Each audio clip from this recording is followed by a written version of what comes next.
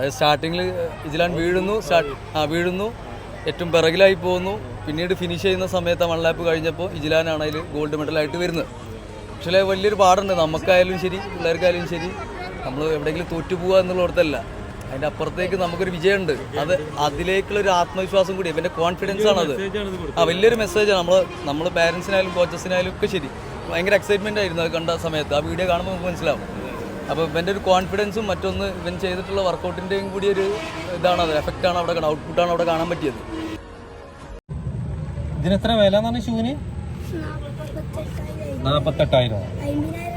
തന്നെ 50,000 റുപ്യ. നമ്മൾ കാണുന്ന പോലെ സംഭവം 50,000 റുപ്യാണല്ലോ ഈ ഷൂവിന്. എടാ, എനിക്ക് ഈ പ്രായത്തിൽ ഇതിനോട് താല്പര്യപ്പെടാനുള്ള കാരണം എന്താ? യൂട്യൂബിൽ കണ്ടാ? ഏതായാലും ഉഷാറാവട്ടെ അല്ലേ? യൂട്യൂബ് കണ്ട് ഇൻട്രസ്റ്റ് ആയതാ? ഇപ്പം ഇമ്മക്ക് എന്താ